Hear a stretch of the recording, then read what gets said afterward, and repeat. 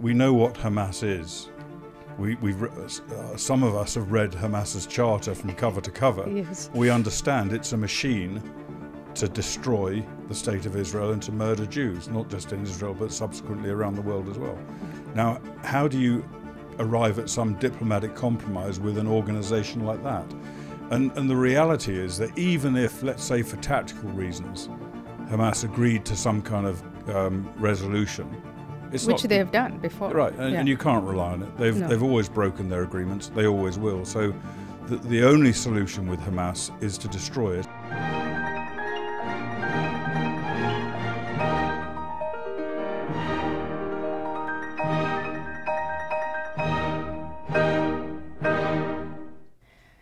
Richard Kemp, you are a retired British Army officer.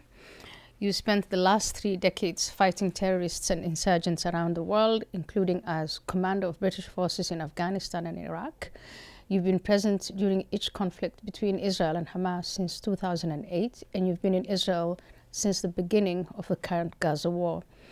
You've been very critical of Egypt's role in this conflict and its opposition to providing a safe haven for Gazans.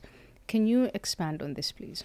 Yeah, I mean, in pretty much every other war that I have either been involved in or studied, the neighbouring country almost invariably opens its borders to allow civilians to come and escape from a combat zone, normally on a temporary basis until the war's ended.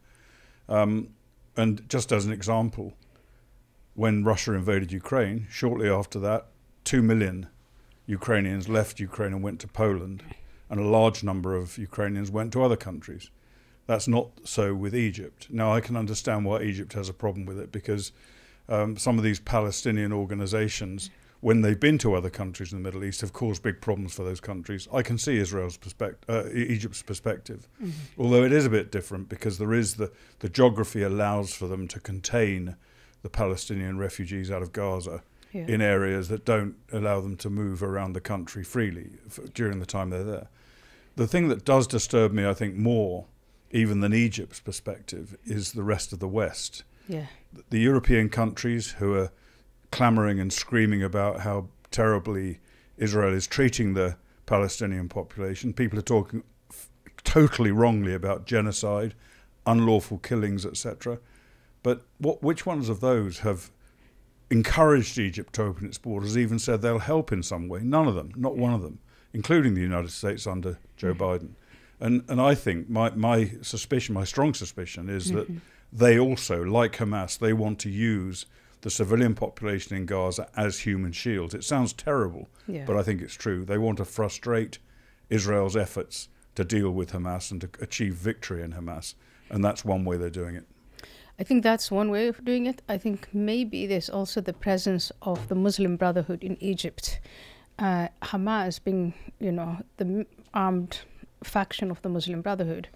And as you know, during the Arab Spring, when there was an election, the only truly democratically elected president came from the Muslim Brotherhood, Mohammed Morsi.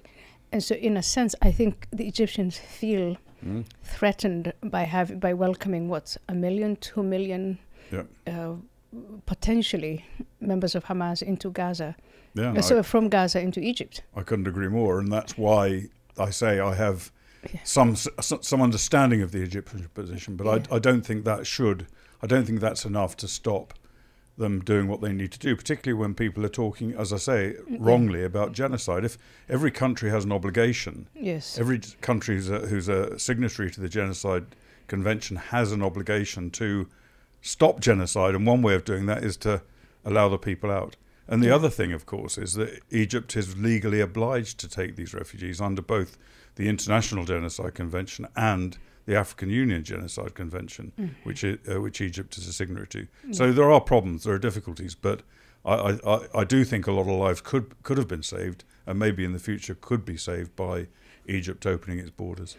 I think it's also very important that we don't take part in the propaganda that Israel is committing a genocide. Israel is definitely not committing a genocide. Absolutely. It is Hamas that's committing a genocide by using its own population, civilian population, as human shields, and by provoking these terrible wars. The West also advocates for diplomacy to end the hostilities, but Prime Minister Netanyahu maintains that Hamas needs to be crushed militarily, and I wholeheartedly agree with that. Why is the military option, in your opinion, the only one that will achieve real results to build on? Well, we know what Hamas is. Some of us have read Hamas's charter from cover to cover. Yes. We understand it's a machine to destroy the state of Israel and to murder Jews, not just in Israel, but subsequently around the world as well. Yeah. Now, how do you arrive at some diplomatic compromise with an organization like that? And the reality is that even if, let's say for tactical reasons, Hamas agreed to some kind of resolution, which they have done before. Right, and you can't rely on it. They've always broken their agreements. They always will. So the only solution with Hamas is to destroy it. And a lot of people will say, oh, you can't destroy an ideology. Hamas is an ideology. Mm-hmm. But you don't have to destroy the ideology. You just have to destroy the ideology's ability to actually cause harm to you and to your people. Yeah. And the ideology's ability, in addition to the military side of it, is obviously the socialization capabilities that they have. Hamas controls the schools. When you give them a stage, quote unquote, they control the schools, they control the media, they control the universities. They indoctrinate young children and young men into, this ideology, and that becomes a pipeline for the military brigades and capabilities. Can you talk a little bit about that part of it, that ideological aspect of it, and what it shares with the other Arab countries? Yeah, the ideology behind Hamas, and the ideology that I think is supported by the majority of people in Gaza, as far as I can see. I mean, it's obviously very different. There are people who no doubt don't support it, but that predates Hamas. This is what we've got. We've got an ideology in Gaza, in Judea and Samaria, and in many other parts of the Arab world that say Israel should not exist. Yes. No country, no territory that's ever been controlled by Islam can ever be controlled by infidels like Jews or Christians or whatever. Yeah. And so they have a religious obligation to drive them out and to retake control of the territory that, let's say in the last instance, under the Ottoman Empire was controlled by Islam. So it's a much wider problem. And I think we've talked about Hamas indoctrination. The same applies in Judea and Samaria to indoctrination by the Palestinian Authority in the schools, in the mosques, on television, in all forms of media controlled by the Palestinian Authority. They have infected their people with the same ideology as exists in Gaza, or pushed by Hamas. Mm-hmm. One of the major criticisms of Israel's military operation in Gaza is that it's just producing more terrorists. Hamas is an ideology that you cannot fight with guns alone. What's your response to this type of argument? Yeah, we've heard it before. We heard it from, we've heard it in pretty much all conflicts where the West, for example, is against jihadists. And we heard it in Northern Ireland as well. The British Army fought a 30-year campaign in Northern Ireland. I was there several times during that campaign. And people said that by killing terrorists, you're creating more terrorists. Mm-hmm. And the same applies, the same narrative goes in Gaza. And it's true. There's no doubt about it. It's true. If you kill the father of a family, then his sons will want to take revenge, of course. It's in their creed to do that. But what's the alternative? Frankly, what is the alternative? Do you then say, okay, well, we'll simply accept the fact that we won't carry out military action against them. We will allow them to come back in on the 7th of October as they say they will. They say they'll come back and do it again and again. So I think you have to accept that you're almost certainly not going to be able to eliminate this ideology, certainly not in our lifetimes. But you've got to counter it wherever it raises its head, and you've got to stand up and defend yourselves. So I think the idea of, as I mentioned before, I think the idea of not being able to defeat an ideology is probably the wrong question, really. You maybe can't defeat the ideology, but you can certainly defeat the ideology's capabilities of doing harm to you. I agree with that. I think that it's not one or the other. I think that you do need the military option to crush Hamas and entities like Hamas, like ISIS, Al-Qaeda, all these other vectors of this ideology. But you also need to go after you need to control the socialization channels. You need to be able to, and I don't know to what extent it's Israel's responsibility to do it, or the Arab countries, or the so-called global community. But someone needs to take control of these schools and these infrastructure that's used to indoctrinate young children and turn them into terrorists. And I think it's the combination of that. That is when you speak of the ideology. The fallacy, I think, in the argument of those who say, oh, but you're just going to create more terrorists, is that they use that, they want to tie Israel's hands when it comes to taking military action. And they don't say anything about the ideology itself, because, of course, Islam is a religion of peace. Yes, what do you say to that? Yeah, and I think this is why Prime Minister Netanyahu said repeatedly, Hamas will not control Gaza. Even if Hamas is disarmed, they will not control Gaza, because they will maintain this ideology and they will rebuild themselves. And so, somebody, I don't think my personal understanding is that Israel cannot take control of education and the other means that create extremism in Gaza. That has to be really a responsibility taken on by the Arab world more broadly.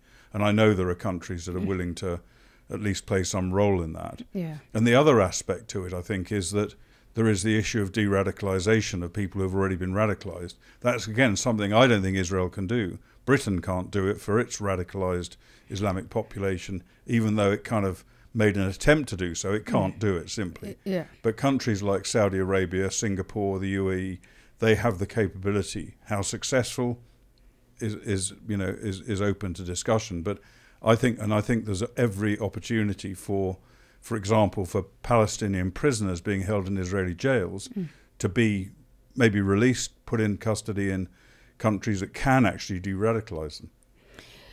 Talk a little bit about the responsibility of the Arab countries as this conflict hopefully comes to an end, as we get closer to hopefully destroying Hamas, but not just destroying Hamas, also addressing the issue with Iran, because I think that's also a source of a mega problem. But talk about the Arab countries and their responsibility in taking charge of Gaza. Yeah.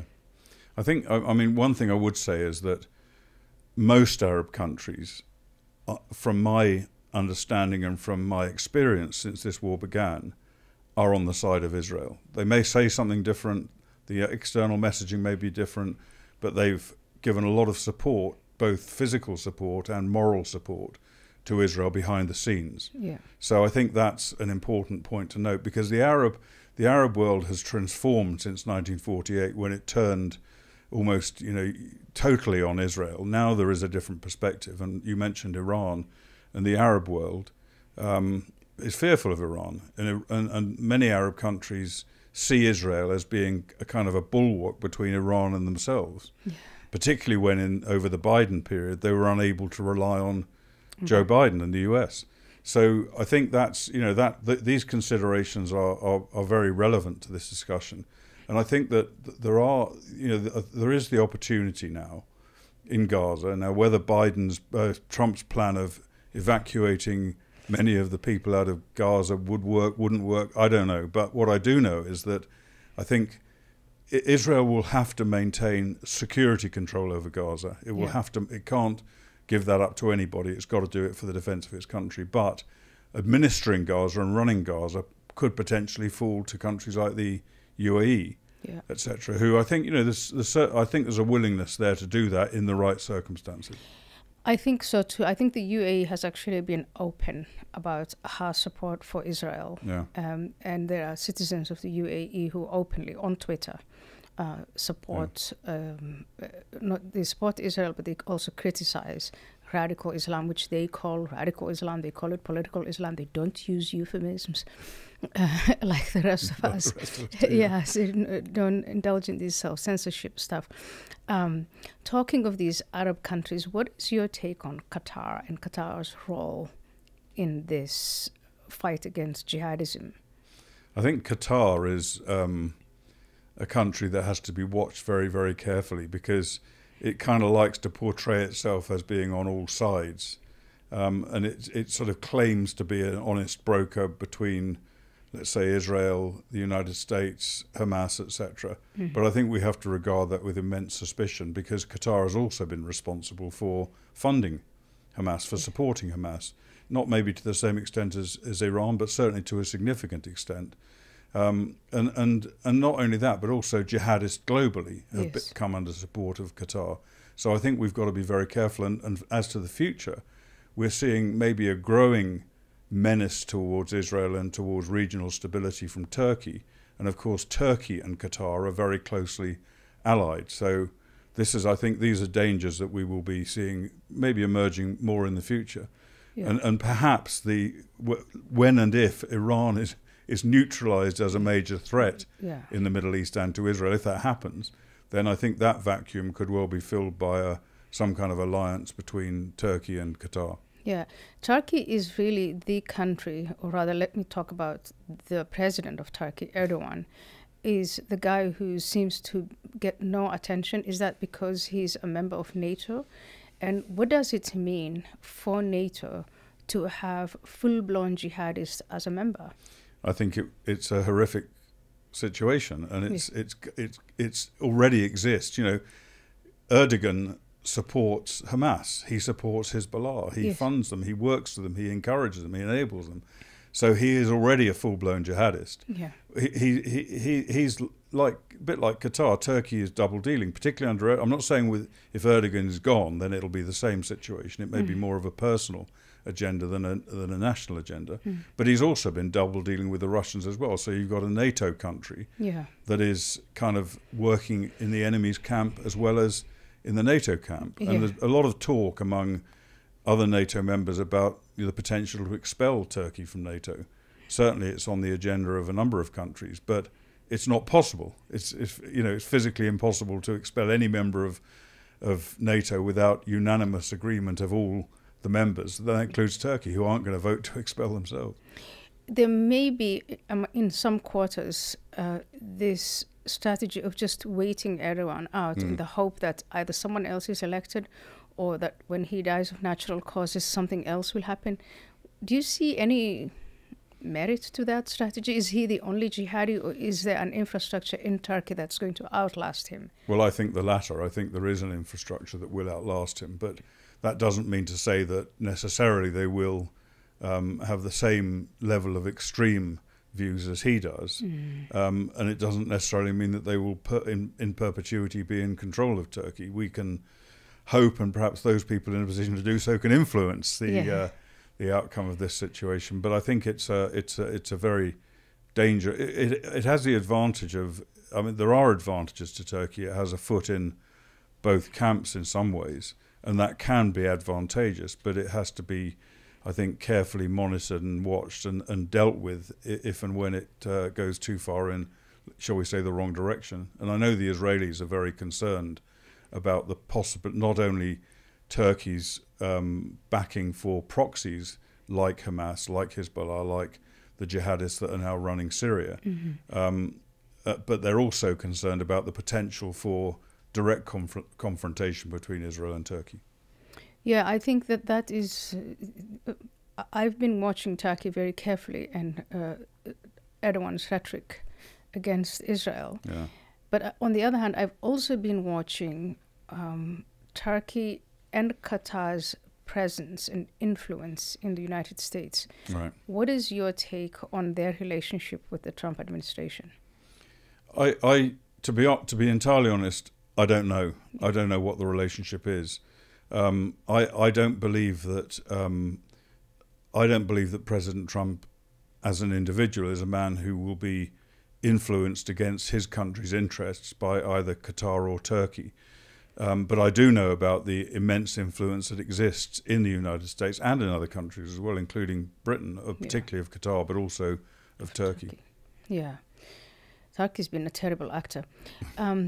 We have a little bit of time, so I'm going to change tack and ask you about the presence of the Muslim Brotherhood in Britain and in the rest of Europe and what that means. I mean, we talk a lot about Hamas and Israel, and we've now seen on October 7 what they are capable of doing. Do you think that things like that could happen in parts of Europe? I'm confident that they probably will happen in parts of Europe in the future, maybe not in the immediate future, but we have seen very serious terrorist attacks encouraged by the Muslim Brotherhood, perpetrated in some cases by Muslim Brotherhood members. We've seen these attacks all over Europe for many years now, and they're a pretty regular occurrence. And I believe that the threat is just going to grow. Yeah. And unfortunately, you know, countries like Britain and some other European countries are kind of particularly Western European countries, are sleepwalking into this situation. For example, Britain does not designate the Muslim Brotherhood as a terrorist organization, which many countries in the Middle East do. Yeah. So why not? And you know, okay, that may not be the solution to the problem, but it certainly undercuts their level of influence and their potential for development. But we need to address this head on. The problem is that our governments, and thinking particularly of Britain now, are afraid to deal with it. They're afraid to confront this growing problem of jihadism, which is not only Muslims, some Muslims in the UK, but also this kind of almost unholy alliance between the left and Islam, the so-called sort of red-green alliance, which is very dangerous because it combined, they have immense influence on the political scene in the UK. And before the British Prime Minister is willing to take action or considers taking action, he's got to think very carefully about what that means for his electoral prospects, and also for civil unrest in the UK. So we're in a situation we don't really have and haven't had for many years proper leadership in the UK and in Western Europe. And that simply allows, basically there's been a policy of appeasement. And we've seen that happening with the rape gangs that have taken place in the UK, in which the government has been, until forced to act, has been pretty silent, not just the government, but the police and the other authorities. And this is partly due, probably almost entirely due, to fear of the reaction to them actually dealing with this problem as effectively as they need to. And I can understand their fear, because it is going to be very, very problematic. It is already very problematic. Right. Yeah. So I came to Jerusalem, and I came from the airport. And at about 11:30, I saw, when I was in the car on the way to my hotel, women walking alone in Jerusalem. And I remarked on that. And the driver said, women walk around all over Israel at 3 a.m. in the morning if they want to. When I visit Europe, one of the things that I find striking, because I came to Europe in 1992, and the first thing that I thought was interesting was women walk around all hours of day and night. This was in Holland, and then later on in Britain and in France and in Germany. And I was always reassured that whatever happens, the one thing that will make Europeans stand up for their rights and their values is when the rights of women are threatened. But now in Europe, in Britain, in Holland, in France, women don't walk around as freely as they used to, and not just at 3 a.m. in the morning, but at 3 p.m. in the afternoon. What is your take on that? I've got two daughters, and they would attest to the same thing, of their concern about their freedom to walk and go wherever they want at all times of the day and night. So I think that's without a doubt true, and it's a huge concern. And we're going to increase that problem the more we continue to allow in young fighting age males through illegal immigration across the Channel, who then end up in villages and towns around the country. And of course, they're not all bad people, but many of them are, and many of them will threaten and have threatened, particularly women, but not only women, particularly women in the towns.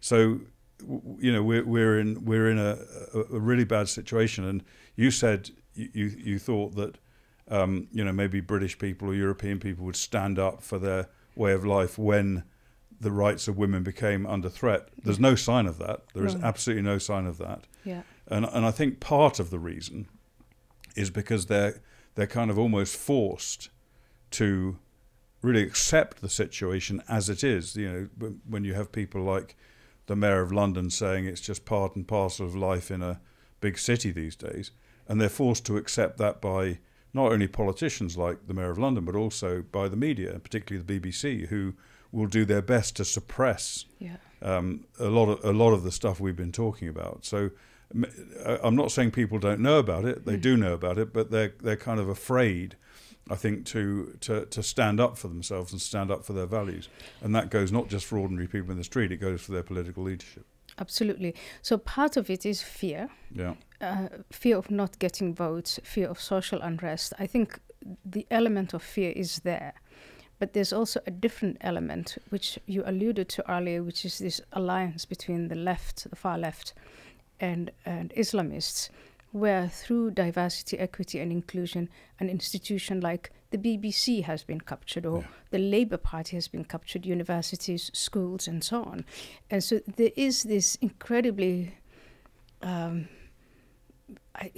it's terrible because there's the fear combined with the capture, where the spread of these ideas that in Europe, I think the biggest Islamist presence, the most meaningful Islamist presence is the Muslim Brotherhood and their networks. So when you talk about these young men who come, and I think about 60, sometimes up to even 70 or 75% of the people who are coming in Britain in boats, but as asylum seekers, refugees, are young men, young fighting age men, who then get corralled into these mosques and who become radicalized. I mean, it's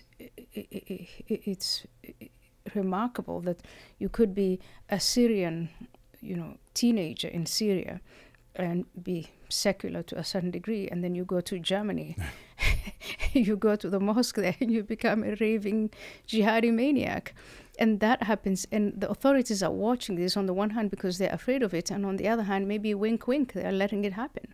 Well, I think they are letting it happen, and it's I think for the authorities, and I worked for a period of time for the British government's intelligence organisation, and my focus was on Islamic terrorism and Islamic jihadism, and it was very hard to waken government ministers and senior officials as well up to the real threat that they face. And that wasn't as bad then as it is now. We're going back quite a few years.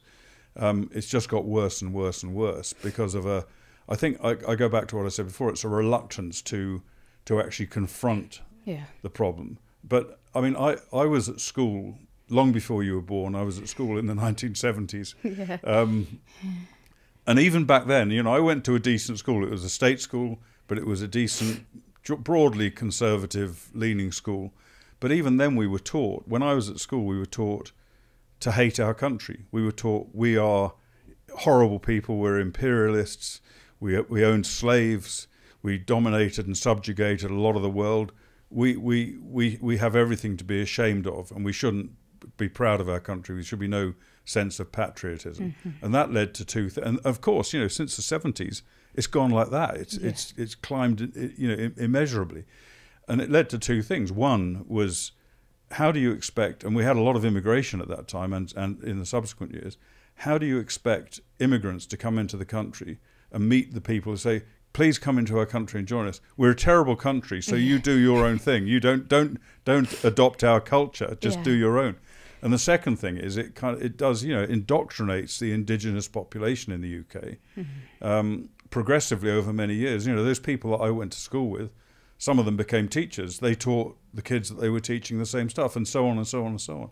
So it's a long-term problem which is just becoming more and more serious. Yeah, and another element I noticed is emigration.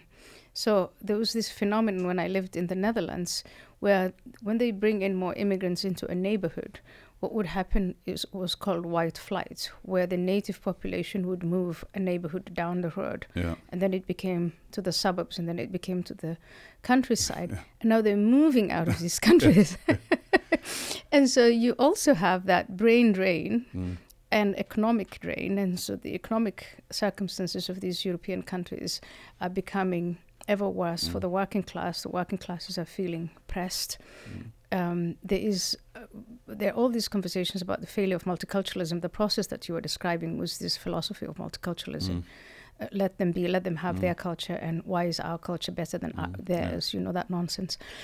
The net result now is this man-made crisis in Europe, the crisis of leadership, the economic crisis. I mean, in Britain, I don't know if you've been following what's going on, but it's quite disturbing what the new government is doing to the economy.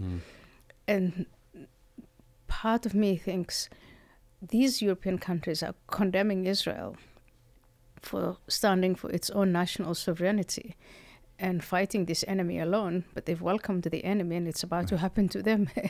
And they've eroded their own, national identity and national structures. Maybe you will find us coming to Israel from the West saying, help us, how do you do this? Well, I think there's some validity in that, and I think Western countries should be looking at Israel as an exemplar. Yeah. Not just of how they should deal with this problem. And of course, Israel's not by any means without huge problems of its own. Of course. But how to effectively deal with the problem, but also what the problem's going to be for us in the future. It's two things. It's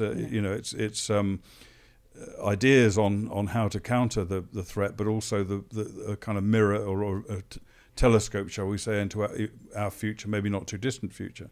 And one aspect of that, only one aspect, but there are many, is since I've been here, I've been here, as you mentioned, many times, and most of the time since the 7th of October, and I've met many young Israeli people, either in high school, in the army, or more broadly. And, okay, they've got huge political division in Israel, as every country has. But most of them have got one thing in common, which is patriotism. Yes. They're proud of their country. Despite what the world says about their country, they're proud of it. They know the reality. They know the truth about the way Israel fights, which is the opposite of what so many people say. And they're proud of that. And there is very little reluctance, I'm sure there is some, there's very little reluctance among young people leaving high school to go and fight for their country. Yeah. And that is something that we don't have in the West. And, okay, thankfully we haven't really needed it in the same way for many years now, but I fear we will need it in the future, and we should be looking at Israel to show us the way. Yeah, and we've been calling, our own people in the West, we've been labeling them far right and racist when they show any sign of patriotism, which is absolutely ridiculous. Yeah. On these sorts of podcasts, we always end on, can you give us an optimism? What are you optimistic about? I end on a good note. Well, I would say one thing I am very optimistic about, and we've spoken a fair bit about Israel and the Middle East. I'm very optimistic about the future of Israel. I'm very optimistic about the future of the Middle East. And the reason I say that is, obviously the Middle East is a region that's always had problems and always will have major problems. But I think Israel is going to emerge from this war much stronger than it went into this war for a number of reasons, including just the experience of generations and generations of Israelis who have had to fight and in some cases die for their country. That unifies a country and strengthens a country, as history has shown us. But also, I think the Arab countries have seen the strength of Israel. Israel has achieved extraordinary things since this war began, not just in Gaza, but across the region. And Arab countries look to Israel and see Israel as a strong entity, something that can help defend them and help bring stability to the Middle East. And I believe we will see a extension of the Abraham Accords beyond how it exists at present, probably including Saudi Arabia, whatever they may say now. So why do you say probably? I thought Saudi Arabia was a key partner in the Abraham Accords. It is, yeah. I mean, and it's obviously Saudi Arabia hasn't yet joined the Abraham Accords. It's enabled the Abraham Accords because the other countries that did sign up wouldn't have done so without Saudi Arabia's blessing. Yeah. So yes, I think Saudi Arabia, but that will be, I think that will be the turning point, given the power of Saudi Arabia across the region. Yeah. So I'm optimistic about both Israel's future and strength, and also about at least a little bit less instability in the region, particularly if Iran can be contained. I'm also optimistic about America's future. What do you think of the turn that the US has taken since the last election? I'm also very optimistic about America, and I think that, you know, President Trump gets a great deal of bad press. Yeah. But when you, I'm not a big expert on internal American politics or economy or anything like that. That's outside my kind of intellectual capability. But when it comes to foreign policy, I think President Trump has enormous strengths, and one of the greatest strengths he has is his unpredictability and his ability not just to kind of telegraph every action he's going to take, but to maybe to deceive people about what he intends to do, and then do something that he thinks will achieve what he needs to achieve. And I think one example of that is the Ukraine war. Now, the Ukraine war is a terrible situation. It's got to a really bad point now where continued fighting, I hate to say it, but continued fighting is simply counterproductive. Yeah. And Ukraine has really no chance now, after so many years of neglect and lack of support from the West, despite what they've all said. Yeah. And so the only result is, the only kind of continuation of this war is killing on both sides for no really good reason. So I think it is going to end in peace talks, probably, well, almost certainly on the conditions of Russia. Terrible for Ukraine, I accept that. But I think it's the sensible thing to do now, the realistic thing to do now, and I don't believe it would have come about in this way without Trump's approach to both Ukraine and a different approach, but his approach to Russia as well. And I think that illustrates, if it comes about the way I'm suspecting, I think that illustrates his power in foreign policy compared to Biden, who I believe, by his horrific withdrawal from Afghanistan, encouraged Putin to attack Ukraine. And the same, I think, is going to be true in the Middle East. Israel's done a hell of a lot to kind of undermine and working towards neutralization of the Iranian terror network in the Middle East. And I think Trump is going to reinforce that. I think Trump has also done a good job in waking up the Europeans to giving more to NATO, taking care and responsibility for their own security. J.D. Vance went to the Munich conference. I just thought it was fantastic. He rubbed their noses. In fact, he asked them, you know, do we have any shared values? Yeah. And I mean, stuff like that coming from the Trump administration is very refreshing. And I think J.D. I think one of the things that stood out from J.D. Vance's speech to me was when he said that, you know, Europe may know what they are fighting against, but they don't know what they're fighting for. Absolutely. I think that's absolutely right. I think he was so kind to them by telling them we were fighting. I don't even see them fighting for anything or fighting against anything. They've been acting like sloths for the last 30 years. Yeah, I couldn't agree more. Yeah. Anyway, I think on that optimistic note, that maybe things may turn around. I feel for the populations of Europe, the working classes of Europe, the middle classes of Europe, who have to deal with with what their leaders have done to them, really, and leaders who are not taking responsibility, who don't feel accountable for what they've done. So I do really feel for European populations. But on that optimistic note of maybe the Trump administration waking them up, redirecting them. He certainly got them scared. He got them scared, And I also think what you said about the Middle East, that maybe we're now seeing real change with these Arab countries looking at Israel and Israel's motto. So what the jihadis always do is they say, we love death. And Israel's fought for life, and clinging to life. And maybe these Arab countries might think it's better to invest in the education and training of your children in life rather than the life after death, and that might turn the region around. I hope so. And I think the that's why I'm quite optimistic about the Abraham Accords. And I think when the Abraham Accords were first signed under Trump's previous administration, a lot of the Palestinian, I don't know, I can't quantify this exactly, but I certainly had the impression that a lot of the Palestinian population was saying to their leadership, you've told us we can't deal with these horrific Jews in Israel, but our brothers in the UAE and in other countries are able to deal with them, and they're trading with them, and they're doing business with them. So what's going on here? And I think, with the extension of the Abraham Accords, maybe, look, being optimistic, maybe that will bring pressure on the Palestinians to see some kind of sense. Yeah, wonderful. Thank you. Thank you very much. My pleasure. Richard. Thank you. Yeah.